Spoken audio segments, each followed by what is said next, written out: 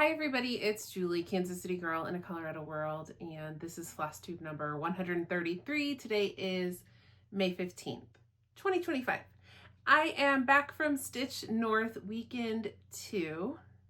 It's been almost 2 weeks, which is just like blows my mind. I had the best time. I'm not gonna do like a big recap. I'm not gonna show everything I got because honestly, I can't remember everything. Stuff has already been like integrated into my stash, and other people have done recaps, and yeah. So I'm going to sprinkle in.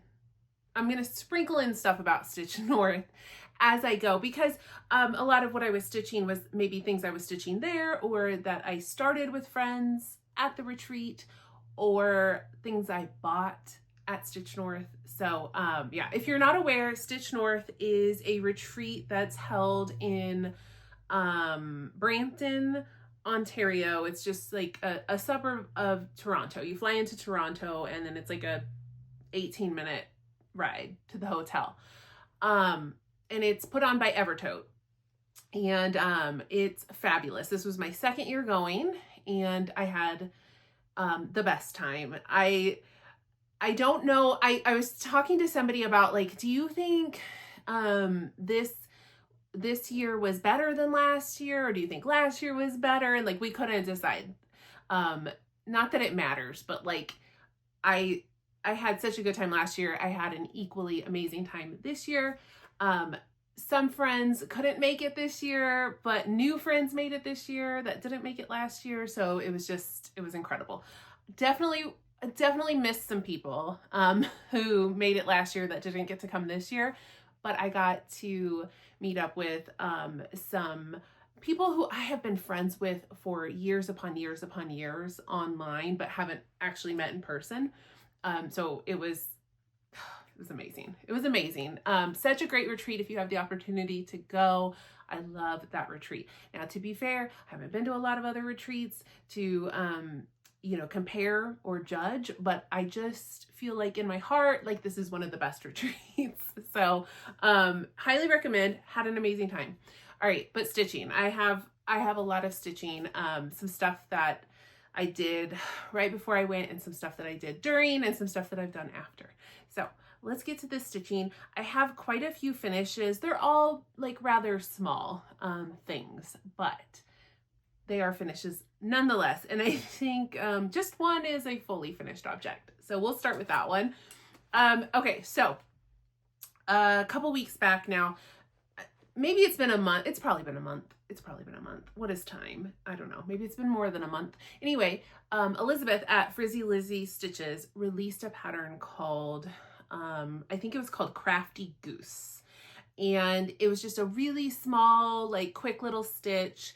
And it was just so cute. And when she released it, everybody kind of like freaked out and ran and got it. And it was like, I think it took one day for me to stitch. So it was a very easy, like quick stitch, but just so adorable. And so I finished it, and then I was like, oh, I want to make it into something, maybe like a project bag. I wasn't quite sure, but I wanted to finish it into something cute.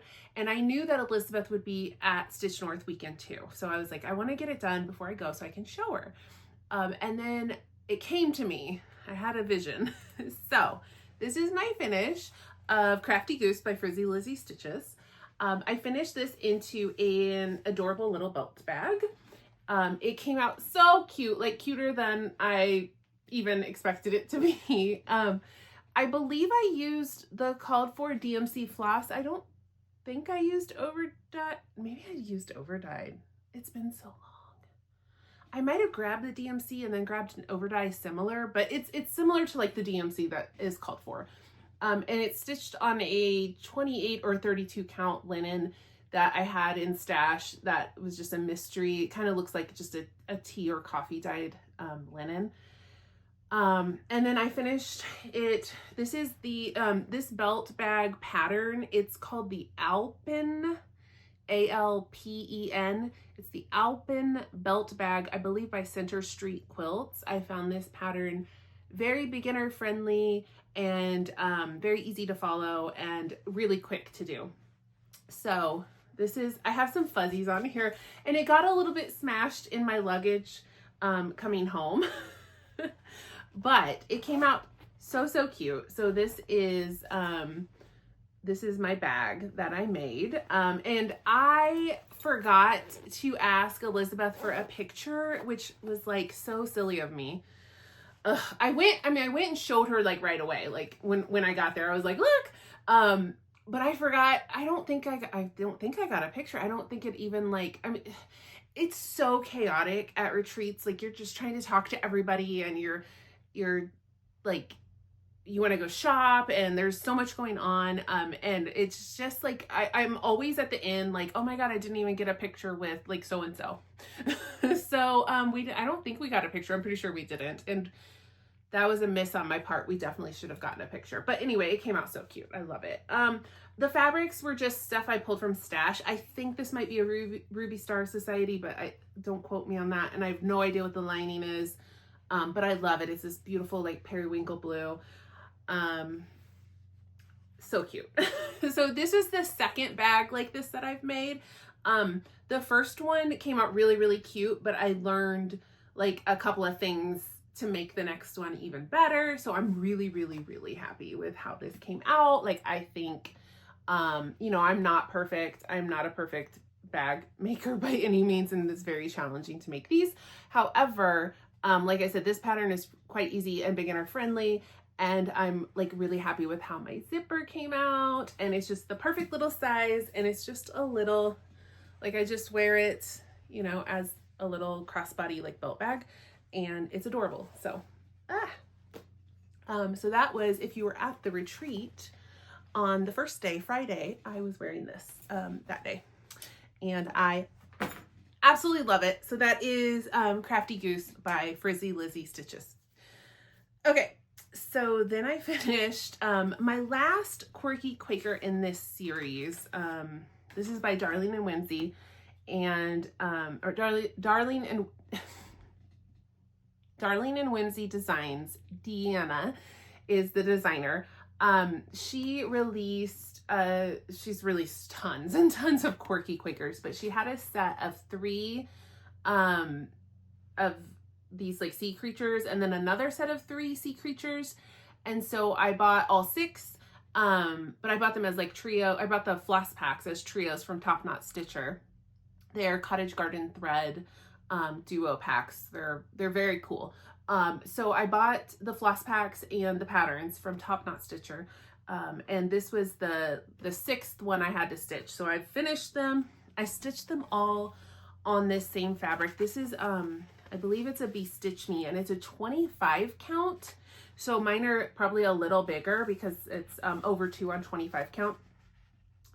And I used the called for Cottage Garden threads on all 6 of them. And this, I don't remember what this fabric is called, but I'm not even sure it's available. It was in a box, so it might have been just a limited edition fabric, but I highly recommend Be Stitch Me fabric to any and all. If you go to her website, she has a section of like ready to ship where you don't have to place your order and wait like weeks and weeks for it to be dyed. She keeps a lot of stuff in stock, and she has a brick and mortar store as well. So you can actually, you know, you can get your fabric and get it like right away and not have to wait. And she has beautiful fabric, and I cannot wait to visit again. I think at the end of June, I will be rolling through the Quad City area again, and I'm gonna absolutely have to stop at Be Stitch Me and see Brandy and her daughter and do a little shopping. But anyway, that is, I feel like I am so chaotic right now. I'm so sorry. Anyway, this is Quirky Quaker Pufferfish. Did I say puffin? I definitely said puffin. I wrote puffin down on my notes, and this is not a puffin. This is a pufferfish. Wow. She does have one that's a puffin, and I think that's why I'm confused. Does a pufferfish look anything like a puffin? Absolutely not. Not even a little bit. But their names start the same, so I'm sorry. I need to go look at my notes where I write down my finishes, because I'm pretty sure I wrote puffin there as well, and I need to change that to pufferfish. Okay, let's move on because I'm not starting over and I feel like this is all getting a little wackadoo. Okay, so my next finish was a gift. So I do not have it. I do not have it here, but I'm going to insert some pictures because it's been given to Nuri at Shaded Stitchery, who I met last year at Stitch North and got to reconnect this year. I love Nuri. I love her as a person, and I also love her as a designer, and I will show in a little bit another Shaded Stitchery work in progress. Her designs are beautiful and her patterns are so good. She's like kind of inspired me on like things I want to do with my patterns, just because her patterns are so easy to use and just so nice, and I'm like, I should be doing that too because that's amazing. But anyway, Nuri's amazing. So I wanted to stitch her a little gift, and I had meant to do this for her birthday, which was last fall, and I didn't get it done, but that's okay. So I was like, you know what, let me just get it done before Stitch North so I can just give it to her in person and I don't have to mail it. So this was her design. It's closely kept number 1. She has a series of these closely kept designs. They're very small, easy to stitch, really quick, and they're beautiful. And I was inspired by my friend Karen has she had shown this little locket that she stitched, and I was like, tell me more about this. And she's like, well, you have to do it like over 1 on 46 count with like Swasserfine silk to get the very fine over 1 stitching, and then it sizes just right for this locket. And so I bought like all these like necklace locket supplies at Michael's and Joanne, RIP Joanne.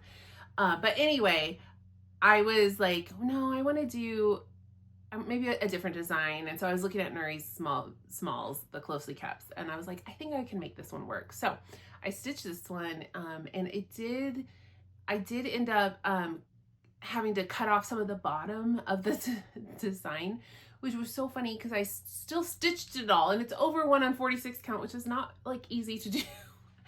But so all this stitching is like behind the locket where you can't even see it, but whatever.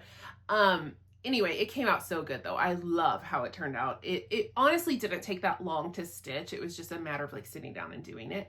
But it came out just absolutely beautiful. The floss is a Swasserfine, from a Vera Soie. I don't have the exact number of, it's a red. I don't have the exact number of it. I can look it up if someone just has to know. And the fabric was a 46 count, and I believe it was from Barbarol Creations, but I'm not 100% sure. It's just a neutral 46 count. And it just came out so beautiful, and Nuri really, really liked it. At least she said she did, but I'm pretty sure she did because, I mean, why wouldn't you? It's amazing. And now I need to stitch one for myself. Anyway, so that was so I guess I have 2 fully finished. I said I only had 1, but that was a second fully finished object. Okay, so then I started traveling, and I did some stitching on the plane and on location. So the week before Stitch North, I actually traveled to California to see my brother and sister-in-law and my new baby niece. And so I actually flew from California to Toronto. So I had to pack for 2 trips, and I had to pack ahead of time. So I was like really trying to think of like what's going to be easy to stitch on the plane, what's going to be easy to stitch with like less lighting than I'm used to, like those kind of things. So I did, and I didn't have a lot of time to think and plan all this out, but I ended up going with, decided to do some of the Night Garden palette from X Stitch the Rainbow. I bought all of these from Top Knot Stitcher. I bought the Threadworks floss pack, and I bought like a bunch of patterns. And so I started stitching some of those. I was able to finish the first one. I started, and it's a finish. This is Abby's design, Top Knot Stitcher. This is, what's it called? Nightmare Garden. So this is stitched with the called for floss pack from Threadworks. It consists of 4 colors. And this is on a 28 count even weave that I dyed myself like ages ago for a different project that I never ended up doing. So this was mostly what I stitched on the plane to California, and then I finished it up at my brother's house. It came out so, so cute. I love these flosses that they chose for this palette. Just, they're beautiful. I really enjoyed stitching that. And then I stitched another one.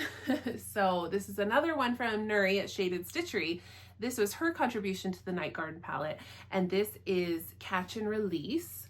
And I thought this was just so cute. This is, so these are like fireflies in a mason jar. Such a cute idea. And using just the 4 colors again from the Night Garden palette. And this is I think this is a Be Stitch Me. It's a 32 count even weave.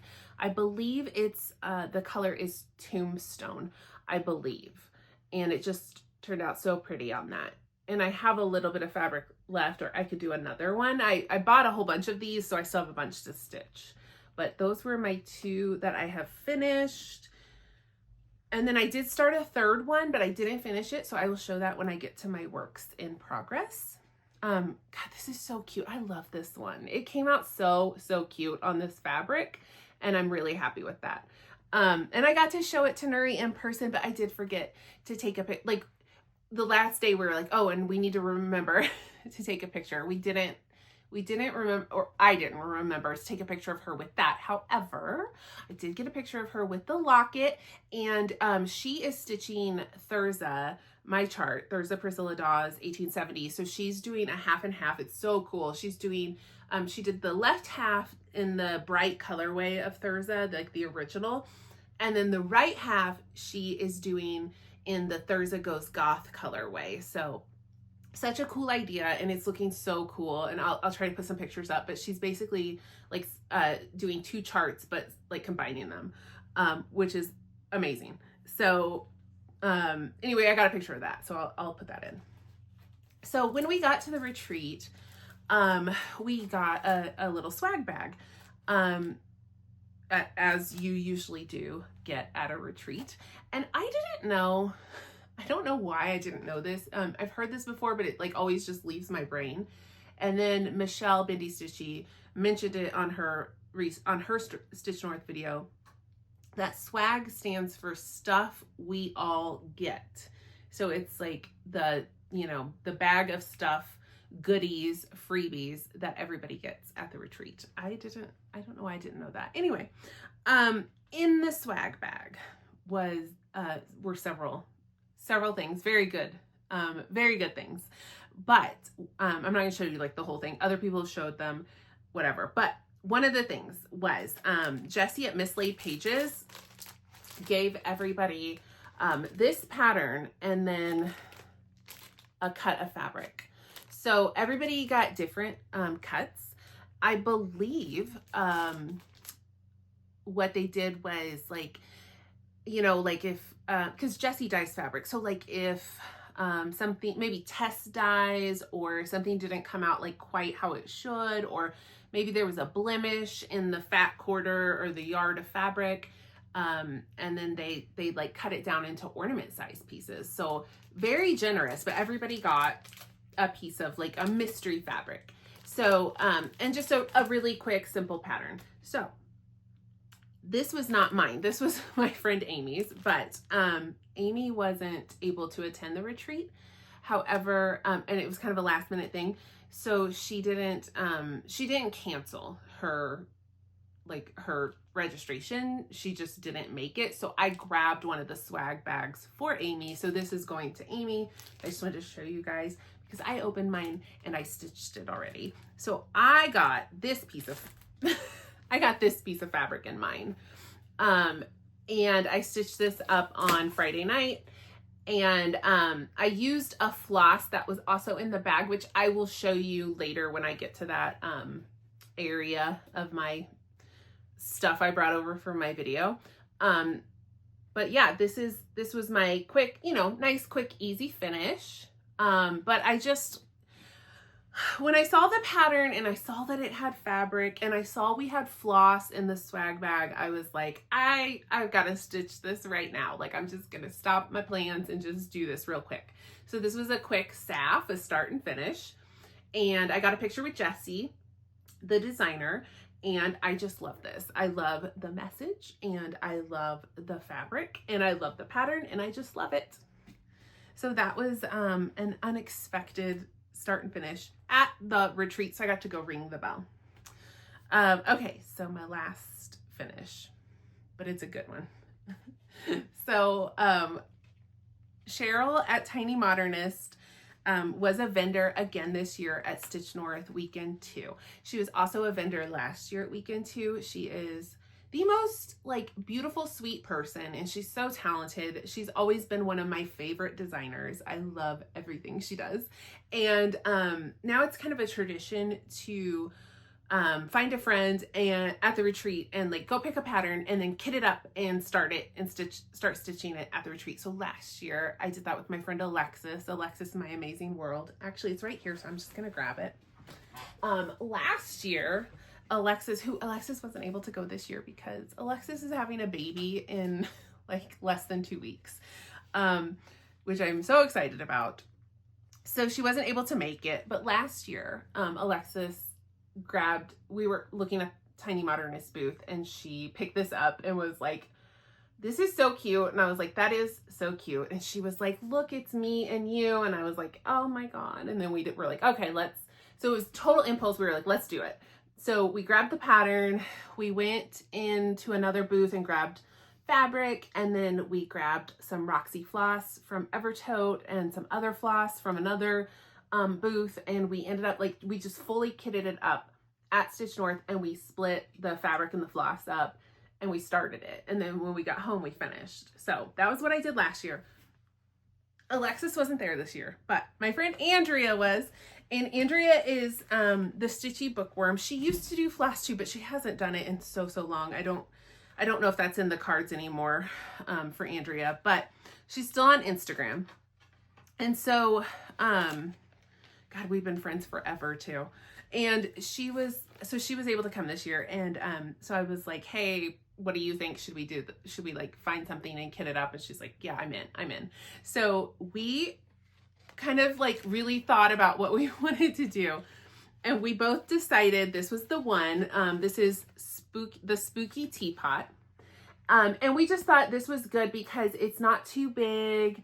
It's a smaller design. It's 83 by 83 and it only has 10 colors in. So we were like, 10 colors is a good amount of colors to, go do a conversion on the Roxy Floss wall. So this is what we decided to do, and we did start it at the retreat, and then I finished it when I got home. I'm so happy with this and how this came out. So the original pattern is just stitched with DMC. This is my finish. So this was my conversion of Roxy Floss. So you can see this is my palette here. And I simply just looked at the chart cover and just grabbed stuff, grabbed what I thought looked right. And I'm very, very, very happy with this conversion. I think it came out so great. Now, the fabric is 32 count even weave, and this is the color Pub Crawl by Roxy. But I do want to, there's a caveat. This is normally a very, very dark fabric. It's a very dark green, but even weave doesn't take dye the same as linen. And so it's not uncommon for an even weave to come out much lighter. So if you were, if you're looking at this going, oh my God, that's perfect. I need that because it looks incredible. If you want this effect, you need to get the even weave, not the linen, because the linen is dark. It's like dark green. So, it would not look the same. Like the linen, we looked at the linen, but like this green, you could almost not even see it on the Pub Crawl in the linen because that's how dark of a green it is. But on the even weave, it's just amazing. So we did get, I just want to let people know this is pub crawl, but it's probably not like what you think of pub crawl looking like. But it came out so fabulous. If I need to make a post on Instagram, and I'll put my conversion on that post. If anybody needs it, like, just let me know.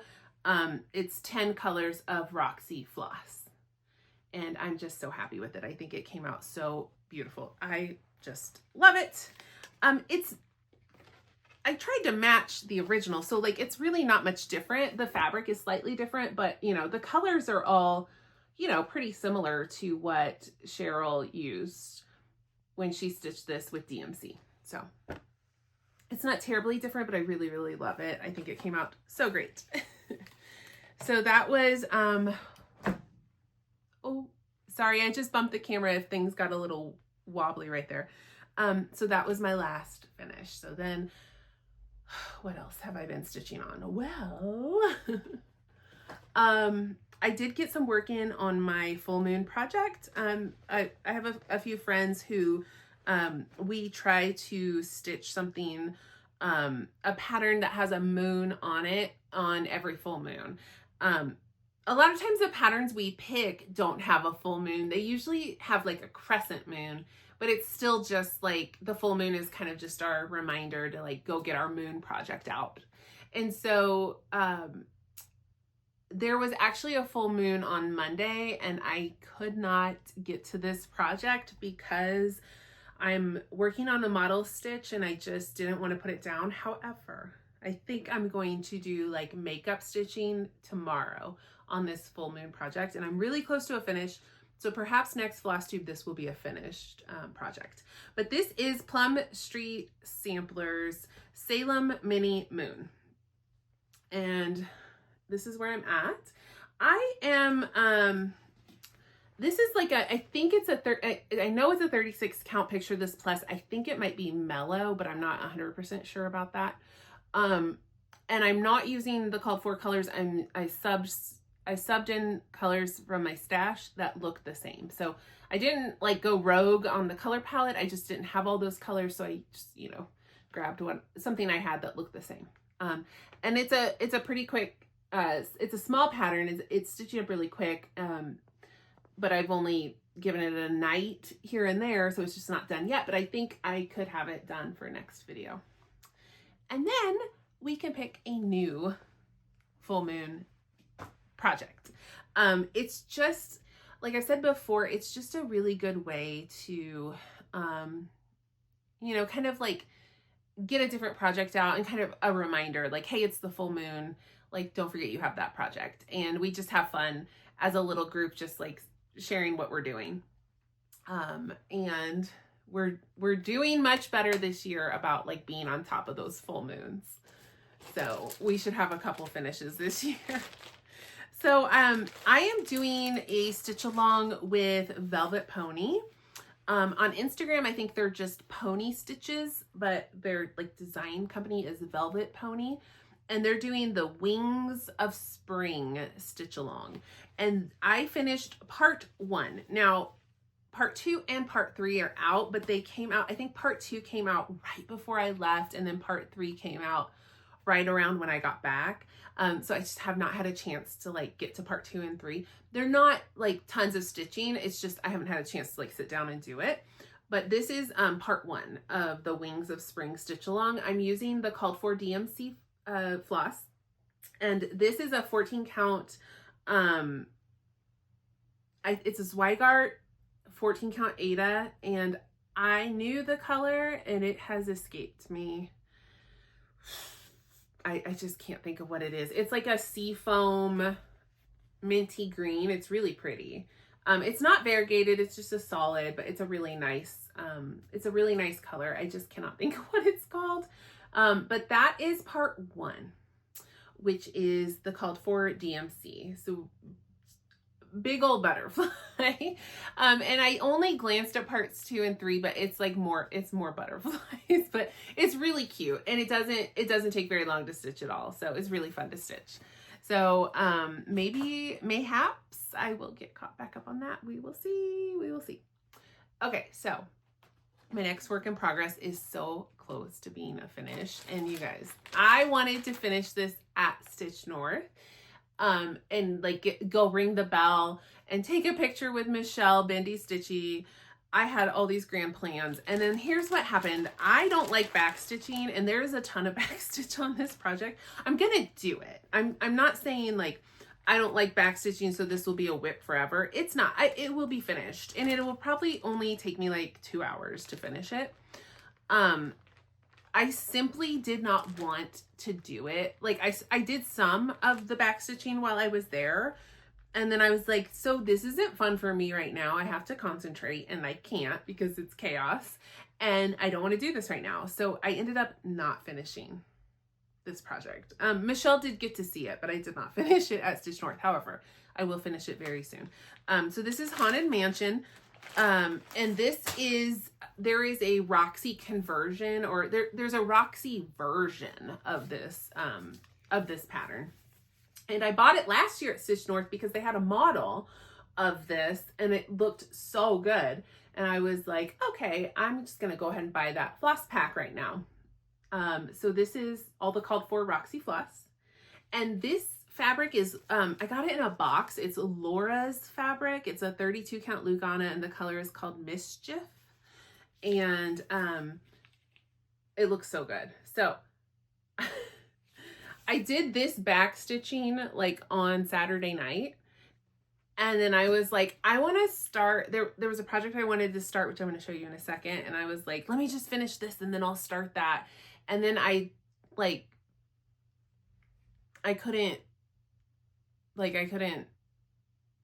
this is taking too long and I need to start that other. So I set this aside. So maybe next video, this will be a finish. There's a ton of backstitching in the house. So it wasn't a matter of like, just suck it up and do it. Like there's a bunch of backstitching on this and I simply did not have it in me. So I did not get to go ring the bell for Haunted Mansion, but it is okay. It's all okay. It's not that big of a deal. And that will be a finish and things will be great. Okay.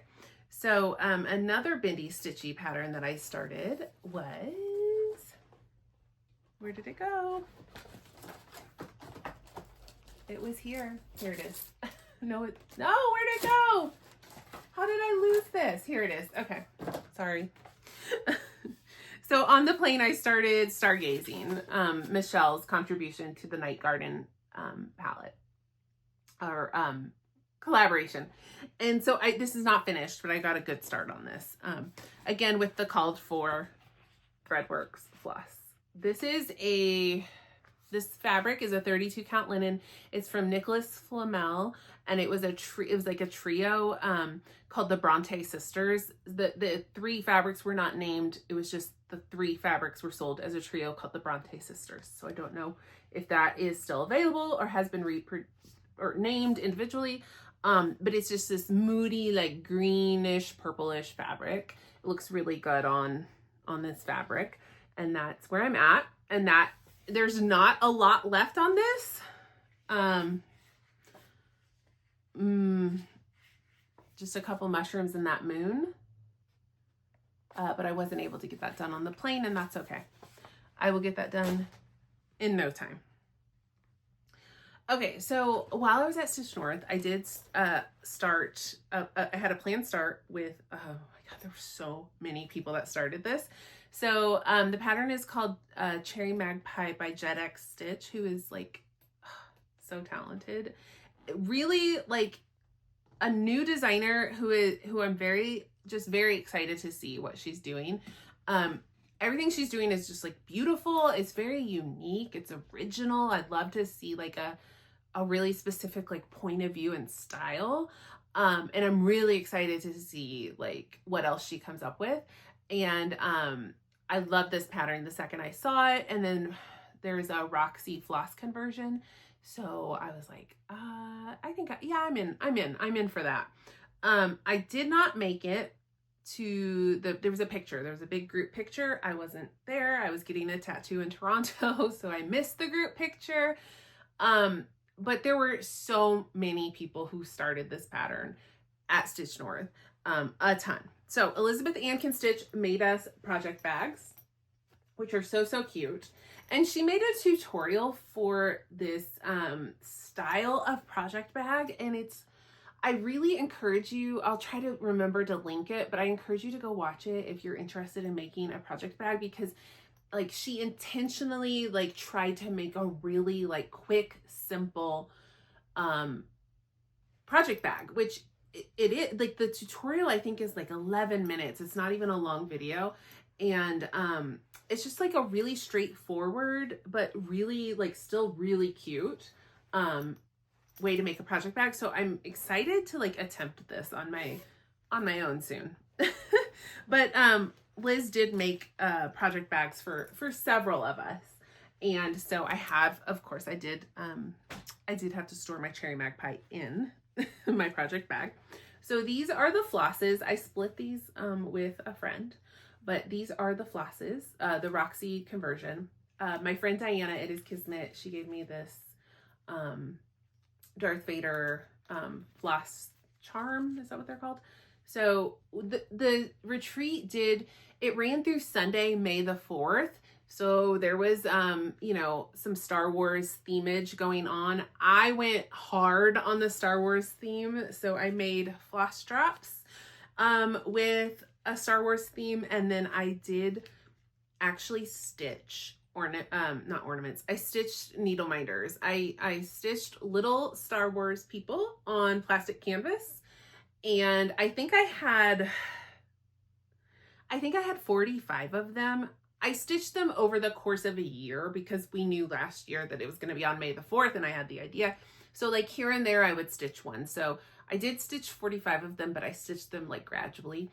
And they're very small and quick to stitch anyway.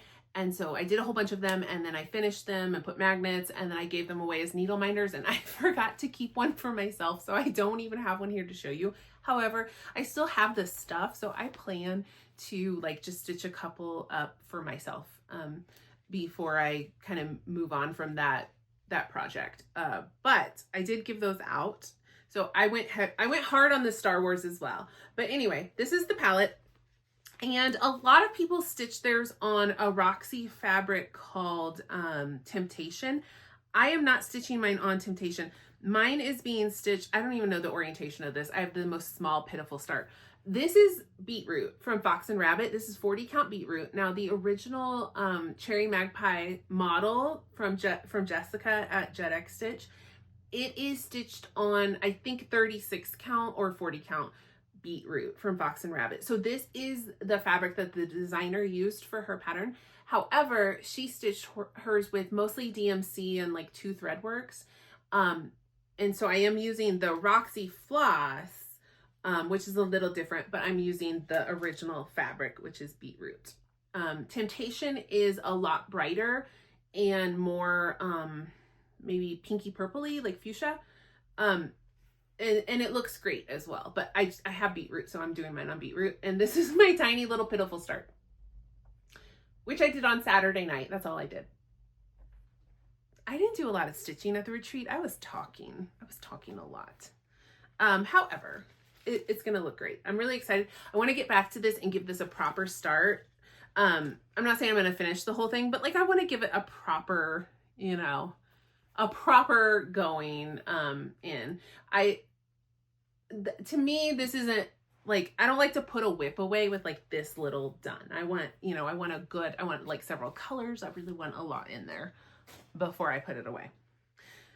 Okay, so that was a planned start. And then I had one other planned start for the retreat.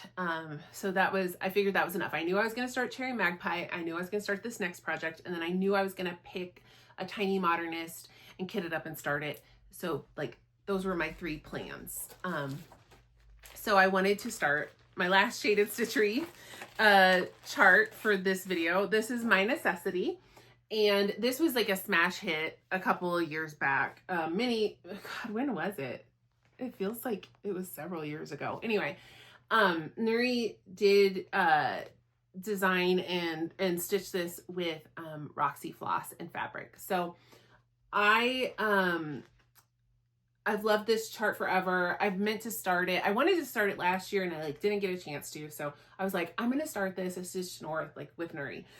There. Not that she was going to start it, but start it while she's there. So I'm using almost all of the called for Roxy floss. There were like, I don't know, maybe 2 or 3 colors that are used very lightly. Like there's a little bit of pink here. There's like this yellow. I didn't buy a whole skein for just that little bit. So I just grabbed something from Stash, but I do think I have, almost like 90% of the called for Roxy floss for this. And I'm using a fabric that my friend Diana, It Is Kismet, dyed, that I thought, oh God, it'll look so good on that. So, here is my tiny little start from Saturday night. And I love this fabric that Diana dyed. And it's really soft and easy to stitch on. And, yeah, there's my little start. It's not even going to take that long to stitch. I just didn't have like enough time to really put a lot into it. It's under 6,000 stitches as a whole. So very, for me, that's not a lot. Like that's, you guys know the rate I stitch at. So like for me, that's a couple days of stitching. Okay. It's like a week. That's like a week of stitching. So anyway, I love this chart. I can't wait. I can't wait to like really get like into it. So Cherry Magpie and My Necessity like need a little bit of love before I'm like willing to put them like away for a while. So you might see those again soon. We'll see. Okay, so that's all my stitching that I can show you right now. I am model stitching something. I'll give you a little sneak, but not a lot of that. But one of the vendors at the retreat was, hold on, I'm trying to grab the stuff I bought from Kaye. Kaye, a sewing shop, the sewing shop, not a sewing shop. Kaye, the sewing shop. She was there again this year vending. And so I stopped and visited with her, and she had, this was actually a floss she gifted us in the swag bag. And I think everybody got like different colors. I got 1994. But I went and grabbed a few more colors in this collection she had because oh God, they're so good. Are those not just scrumptious? Are those not just scrumptious? Like, I'm dying over these colors. So it's like 1990, 1991, and 1992.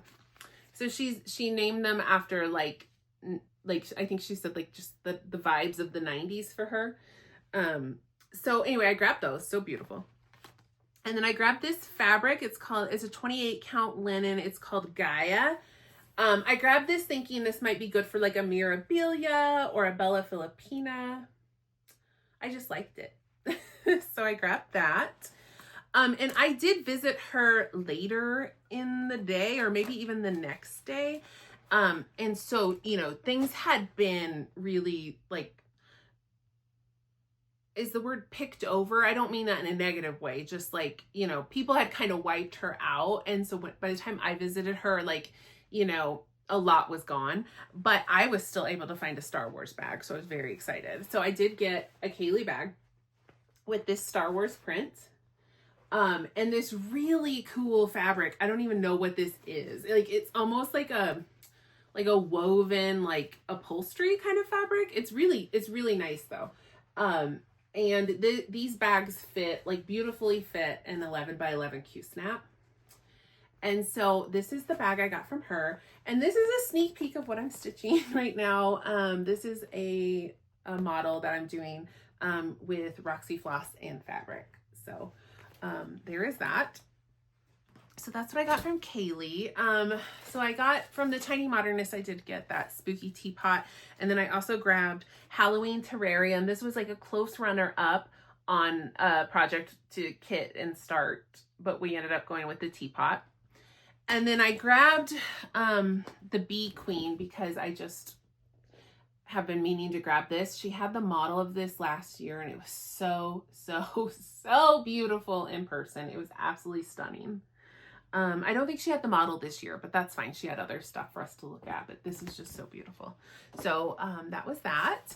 I did get, and I'm not showing all my haul by any means. I'm just showing like a few things.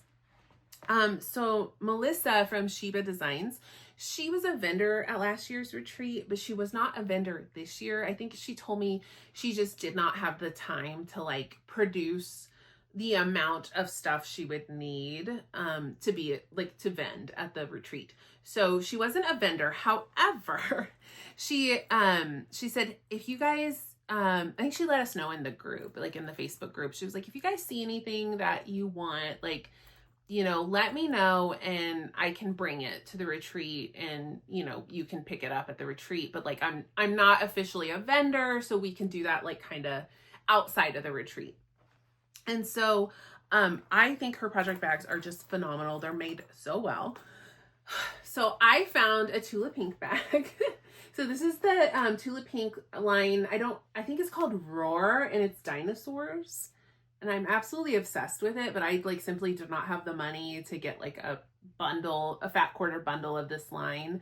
I try to, with a lot of Tulip Pink collections, I will get like a fat quarter bundle of the whole collection if I can afford it, because I love everything she does, but I didn't, but now at least I have a project bag. So this was, one of the project bags I got. And then I did grab also this, I don't know what fabric line this is, but I grabbed this little,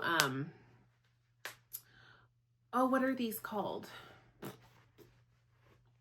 Mat? It's not, is it a stitching mat? I can't remember. Anyway, I grabbed this from Melissa as well. I have a smaller version that I got at last year's retreat, and I use it all the time. I love it. So now I got like the deluxe version. So it's a little foldable mat for like travel, and then it's got like this textured felt, so your threads kind of stick to it a little bit so they don't like fly away. There's a little like felt thing for your needles. There's a little pocket.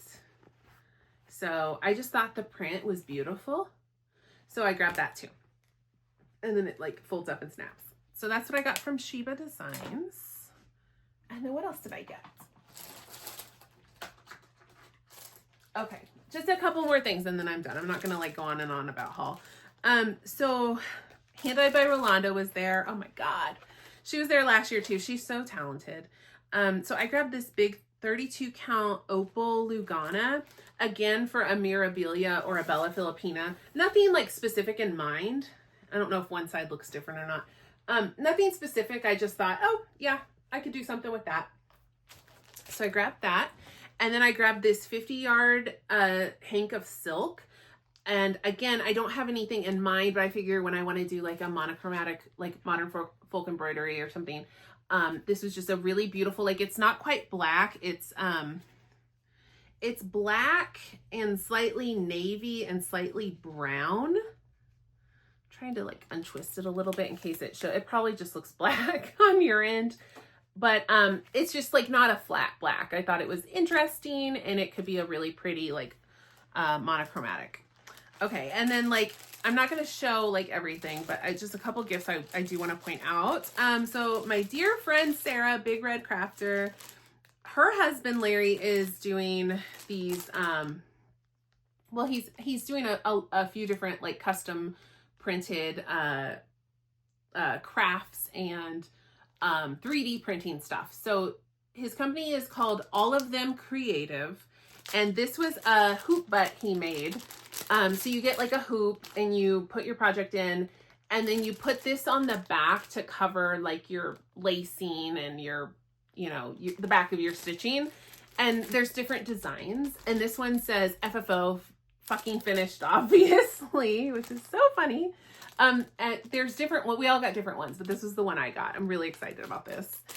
And then the last thing, I promise. Trina, she surprised me with this. So I got to meet Trina last year at the retreat. And we chat on Instagram here and there, and she we arrived and she gifted me. She's like, here, I made this for you. I'm like, what? She gifted me with this Star Wars bookmark. It says, may the force be with you. we were both very excited about the May the 4th occurring during the retreat. So she stitched this for me, and she gave me this little needle minder as well. So of course I gave her floss drops and my hand stitched needle minders.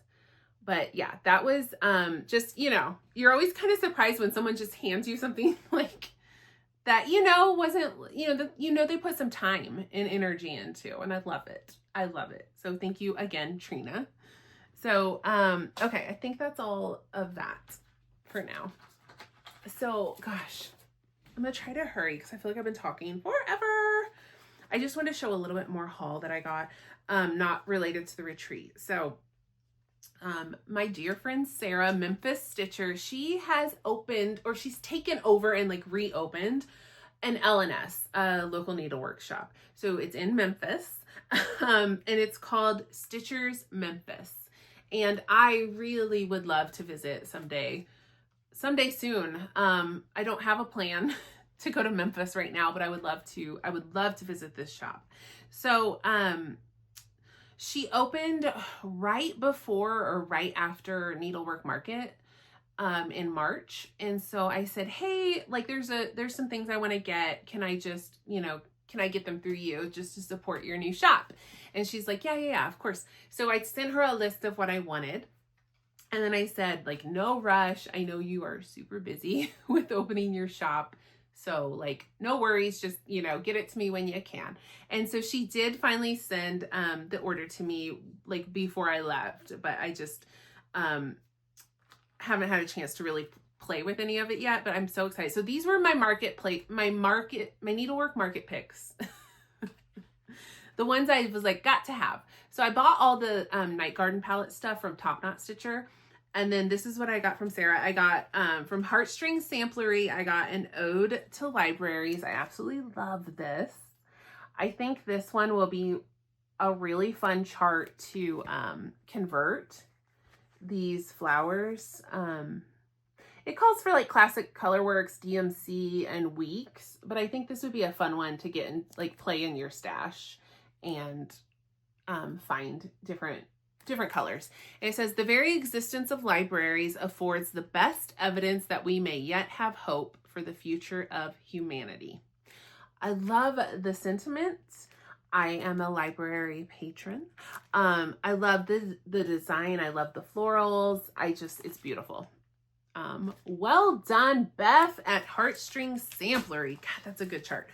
And then from Paulette at Plum Street Samplers, one of my absolute favorite designers, I got the tomato sampler. I just thought this was so cute.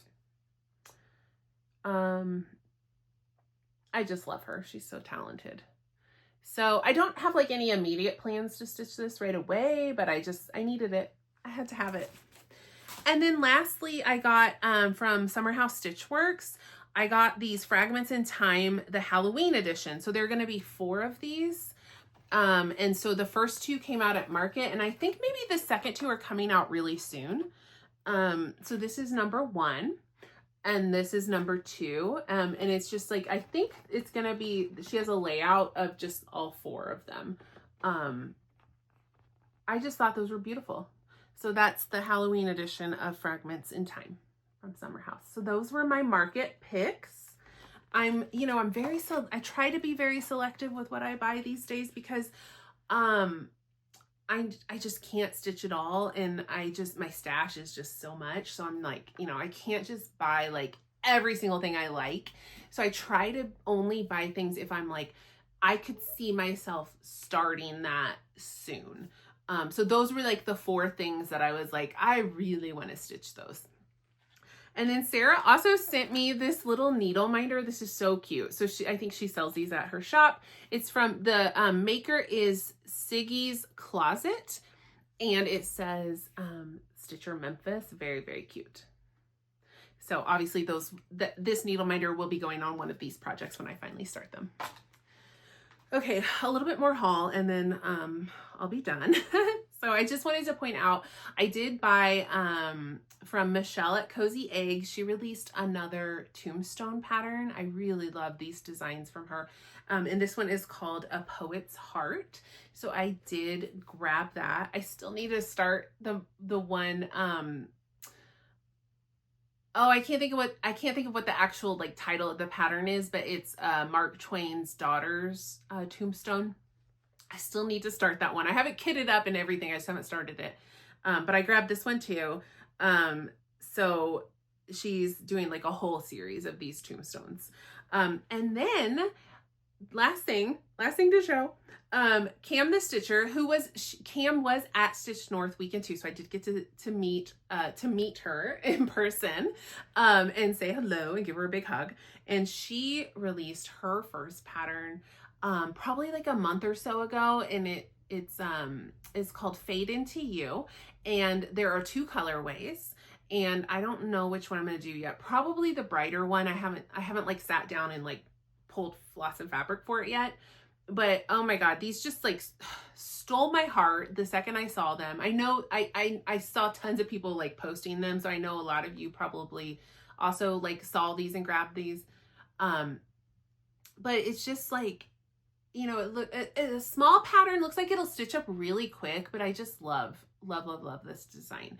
So I need to start this soon. I don't know when. I don't have time. I want to stitch everything. Like, I want to get all of this started, but I don't know when I'm going to get to it, but I really love this pattern, so I did grab this pattern. And then while I was at the retreat, Cam did show me just a teeny little sneak peek of another pattern she's working on, just a tiny little piece, and it looks so good. Like, I know the whole thing is going to be gorgeous. So I cannot wait to see what she does with that final pattern. So definitely, if you're not following Cam, she's on Instagram, Cam the Stitcher, and she does Flosstube. You should follow her because like she's got some beautiful designs that she's doing. So very exciting stuff.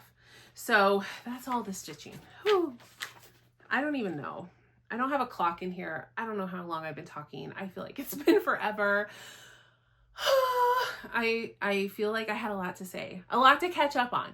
I want to talk about some books, but I'm going to try to be quick. So if you're just here for stitching, you can click off now, and I'm going to move on to books now.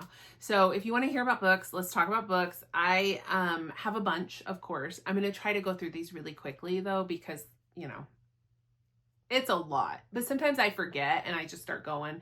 I just start talking about a book, and then I'm like, oh, wait, I'm supposed to be quick. I'm supposed to just be running through these. So I'm going to try. And I have to be honest, a lot of these I don't remember. Like I read them and I vaguely remember, like, but I was like preparing for this video, and I'm like, oh yeah, I did read that, didn't I? I read that book. Oh, huh. Like I already forgot all about it. Forgot I read it. That happens sometimes. So, okay, let's talk about some things I read though. So I had read the first book in the Crowns, or what's it called?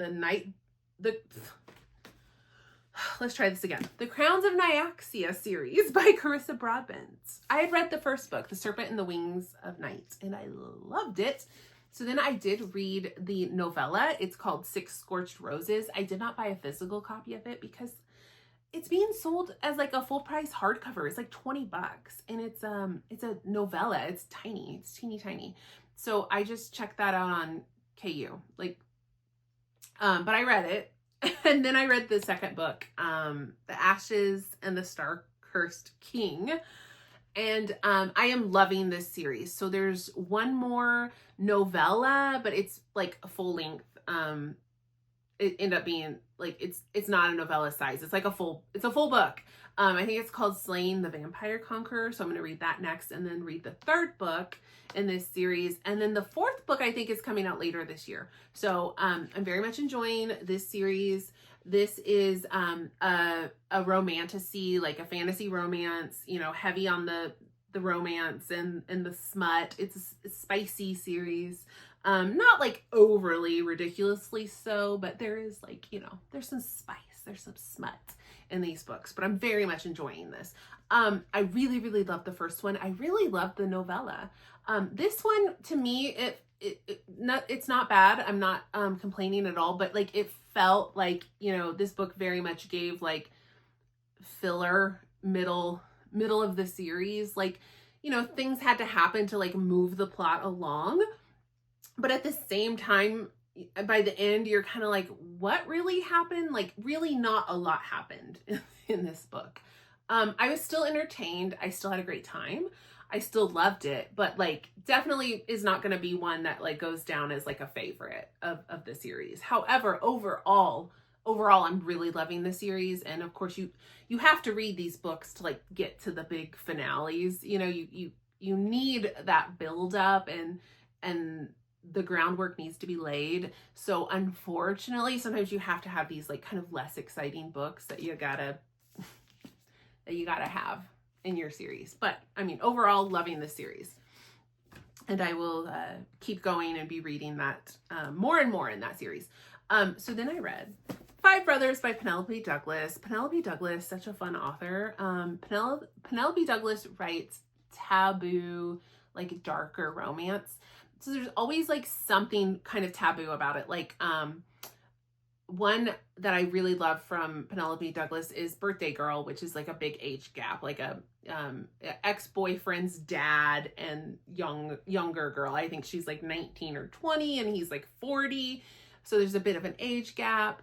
Credence, my favorite Penelope Douglas book, is A Wild Ride. It's not for everybody. But it is like step uncle and step cousins, not blood relatives, but like step relatives that she's never met, that she doesn't actually know, but she ends up having to go live with them and things happen. I love that book. I don't care. I'll die on this hill.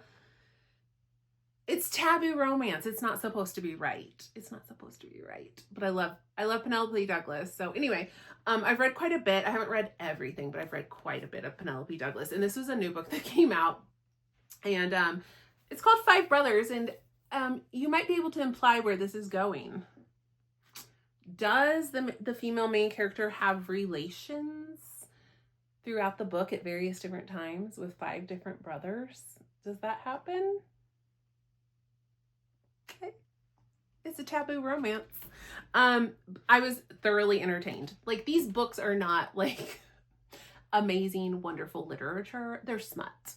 They're smut with a little bit of plot. And, you know, we're just here for a good time. And I had a good time. I actually really did enjoy this one. It's not like my favorite Penelope Douglas, but it's not my least favorite. I really, really like this one. I do recommend if you're into that sort of thing. I'm just saying.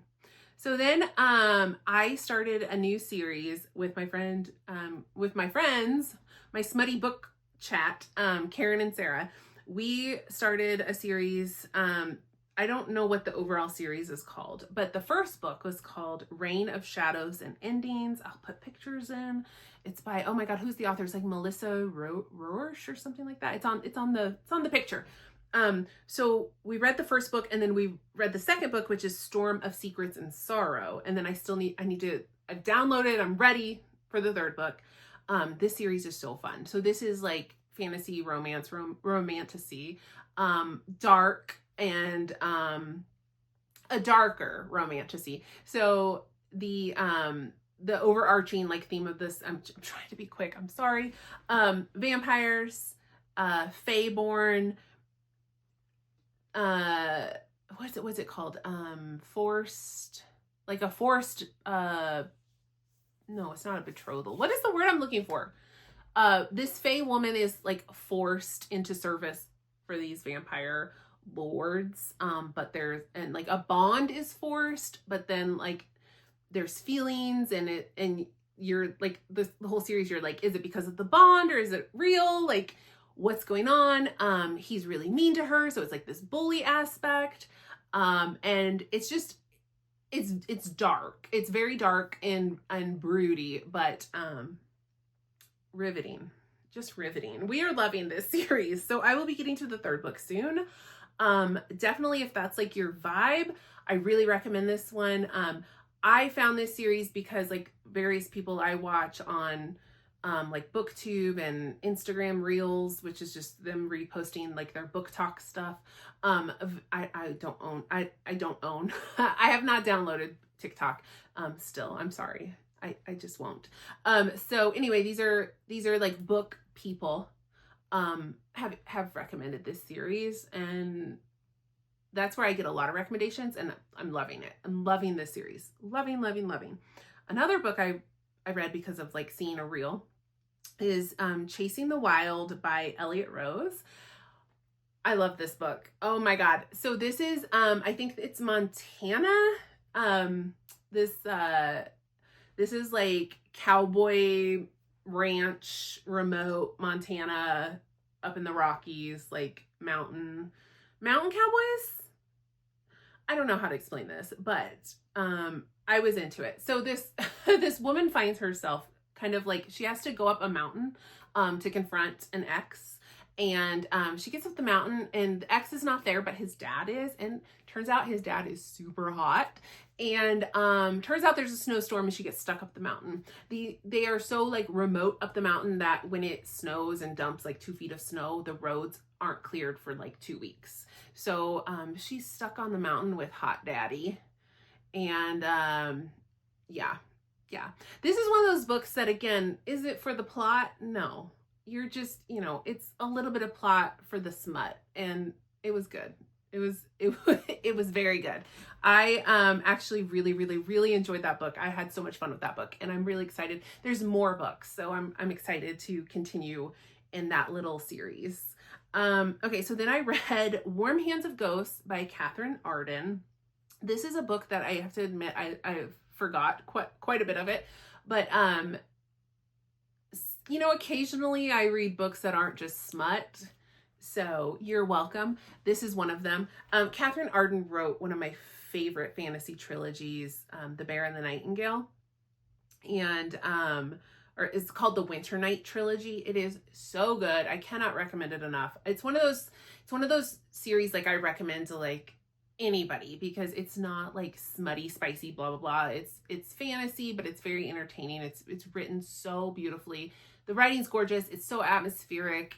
It's beautiful. I love that trilogy. So of course she had a new book. I had to read it, but I really drug my feet on this one because it's like about World War I, and it's like a little bit of magical realism, and I'm just like, none of these things are like really my thing, but I really like this author. So I finally picked it up. And I actually really did enjoy this book. It is not like God tier, like top level, but it is written beautifully. It is weird and a little bit out there, but I was entertained, and I was like along for the story. So I did read that. That was the thing I read. It was good. Okay, I am reading this series from Chloe Leese. This is contemporary romance. And I've read 2 more books in this series. It's the Bergman Brothers series. It's like a whole bunch of books, and I think this is like number 3 and number 4. So this one was Ever After Always, and this one was With You Forever. These are just like really solid, entertaining, good books. They're different tropes, like popular tropes of the romance genre. So like this one I think is this is a marriage in crisis. Like she's left her husband and he's like, what happened? I don't understand. And so they have to like work through it and reconnect. And then this one was opposites attract in a marriage of convenience. So he needs to marry for his inheritance. He's super grumpy. She's sunshine. She thinks he hates her. Turns out he like, you know, has like been super into her from first sight, but like doesn't want to be. So that's why he's so grumpy. You know, so the very tropey, but really fun contemporary romance. I really love this author, Chloe Leese. These books are always just like so well done. And she always explores different like aspects of mental health or disability, which I think is really interesting. Like her characters usually have Like one of them usually has a chronic condition, and then one of them has like anxiety or ADHD, and it's always done very respectfully and thoughtfully. Like you can tell she has sensitivity readers, or these are like issues she knows in real life. She usually has like autism rep. I just think they're just really just a fresh like take on contemporary romance and done really well. So I have this whole series and I'm just working my way through them, and I've enjoyed every single one. So highly recommend these. And what else do we read? Oh my God. Oh my God. Oh my God. Oh my God. Oh my God. Lila Sage, I love you. This is the fourth book in this in the Lila Sage Rebel Blue Ranch series. And I have loved all 4 books, but they've gotten like better and better and better. So I loved the first and second ones, but they're like my least favorite compared to number 3 and number 4. I do think the third book, Lost and Lassoed with Gus and Teddy, like just slightly edges out this one, but I really, really, really loved this one. So this was the conclusion of the series. But these are Wyoming cowboy ranch, this beautiful family that you get the love stories of like the brothers and various people like connected to the family, and it's just so charming, this beautiful small town in Wyoming, and it's just such a great series. I've loved all 4 books. Really like some good nice like smut in these books, but it's not like over the top, and oh, they're so good. I loved this book. This book had me crying on a shuttle from the airport home. Luckily, it was like really dark. So I don't think anyone saw me like just fighting for my life on the airport shuttle, like reading the finale of this book. And not bad tears, like just bittersweet, bittersweet, like sentimental tears. Oh my God, I was a mess on the shuttle bus. Okay. Anyway, then I read, why did I read? I don't remember. I honestly don't remember. But I read Ruthless Creatures by J.T. Geisinger. These are really, really popular books. So I think I just wanted to like see what the hype's about. This book was terrible. Like if I'm being honest, the book is really, really bad. Was I thoroughly entertained? Absolutely. These are like dark mafia romance. Again, just we're here for the smut. We're not here for the plot.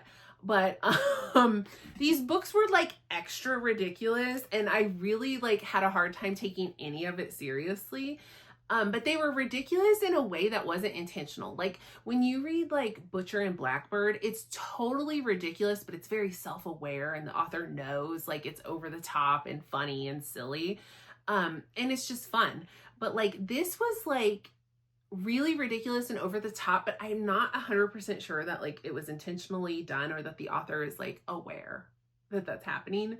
So there were definitely moments of cringe of just like, you just wrote that? You just said that? Like, really? That happened? But at the same time, like it was so silly and easy to read and fun and like really spicy and smutty, and like I had fun. I had a good time reading it, but could I like rate it 5 stars and say like this is a quality book? No, I couldn't do it. I think I gave it 3 stars, but I did have a good time, and I would read more. I would read more from this author, but like knowing that it's not that quality literature that you're looking for. It's just a good time. It's just a good time. That's okay. So another book I read was Insatiable, and I have to be honest, I can't remember who wrote this book. There'll be a picture though. This was another one that like I saw a reel recommending it, and I have to say I'm disappointed in this one because this, and it's like I think it's a trilogy or even more books. It's a series. And this was like really, really, really highly recommended as like, oh my God, this series changed my life. I'm obsessed. Like everyone needs to read this. So like I went in with like really high hopes for this one. It's a dark, like kind of mafia romance type story. And I was like, hell yeah, like And I made like the girlies in the book chat read it too. I'm like, we're all gonna read this. It's so good. It's gonna be so good. And then we all were kind of like, huh, okay. Like, that's a book I read. Like, it was so mid. Like, it wasn't bad, but it wasn't great. And it was just so average. And I don't know, like, the person who I saw just like absolutely gushing over this series, I'm like, huh, okay. And they, I mean, they were talking about like, it's one of those series, they're like, I'm just sobbing as I read this. And it's not, you won't be sobbing in the first book, but maybe the second book makes you cry. I don't know. I don't care enough to read the second book. I have to be like, I have no interest in reading the second book. Like, that is how like average it was. It was like just nothing happened for like the whole book. And the main characters kept having the same fight over and over and over and over and over. And neither one of them would just like talk. Like, just talk to each other and we can stop fighting. It was just the same fight. But before they could like have a conversation, they would tear each other's clothes off. And then they would have the same fight. The whole book. It was just so frustrating, not fun, not a good time, really annoying. And, you know, Karen felt the same way. So I know it's not just me. So I don't recommend that one. I didn't like it. Okay. Oh my God, let's go. Let's go. God, I've been yapping forever. Okay. I read Reckless by Lauren Roberts. This is the second book in the Powerless trilogy. The third one just came out and I was like, hey, maybe I should finally read that second one. I really enjoyed the first one. This is a very divisive series. This is romantasy, but it's young adult to new adult. So like there's a little bit of spice. There's a little bit, but like very vague and not like super explicit. But this one, I don't know, a lot of people like don't like this series. I'm not really sure why. I had such a fun time with the first one. It's pretty like basic. It's not like reinventing the romantasy wheel. It's not gonna like blow your socks off, but like it was a solid good time. I had a lot of fun with it. So I really enjoyed it. And I was excited to read the second one. So I really enjoyed this one as well. I will say, this book did get a little bit, a lot of people didn't like this one. I think this was the most divisive of the books. Like, a lot of people didn't like the first one and then didn't continue. But like people who liked the first one and then moved on to the second one, like this again, like divided the fans. And a lot of people didn't like this one. And I can see why. It's definitely like, not a lot happens in this book.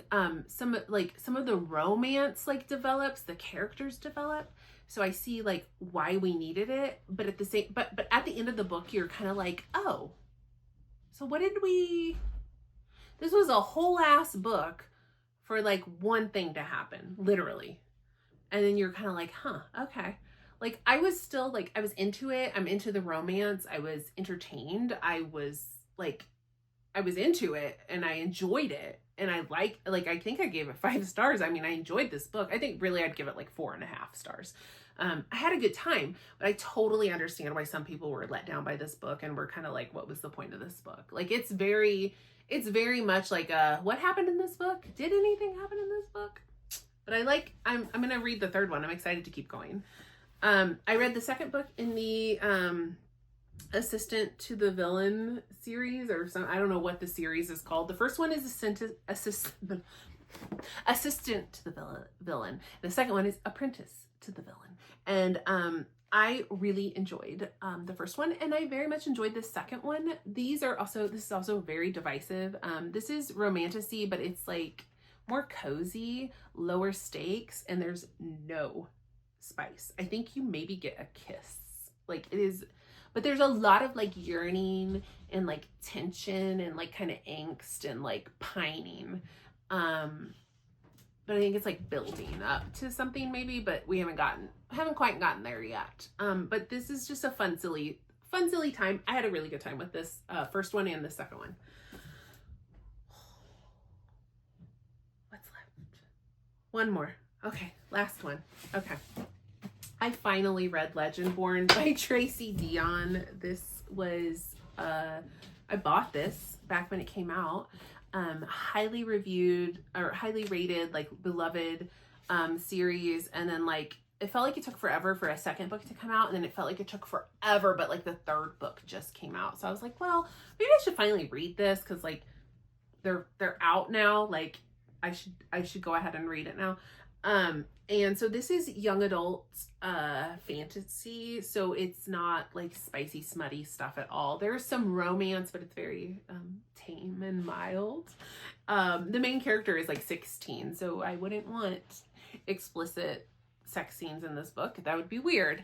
But this is a fun like spin on the romantasy genre, because this is like an urban fantasy. The main character is like, we're in our world. She goes to like an early acceptance, like early education at UNC, and finds out there's like this secret society that's related to the legend of King Arthur. So that's where the fantasy comes in, but we're also like in a modern college setting, but there are there's magic, and there's creatures, and there's like the Knights of the Round Table, and all this weird stuff happens. It was a fun like original idea with like an original magic system and kind of like very unique fantasy setting. And I had a really good time with this. It wasn't like God tier, oh my God. But I had a good time. I was like interested in the story. I was interested in where it was going.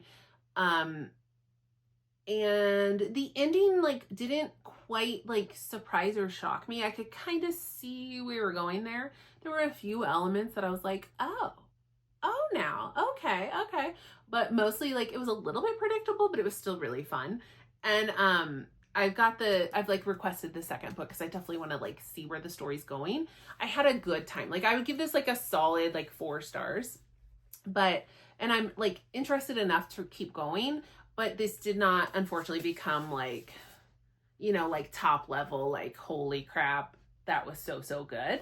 But it was absolutely like well written, good time, just not a rave review from me, but like I will read the next one, and then I'll decide if I care enough to read the third one, like based on how that one goes.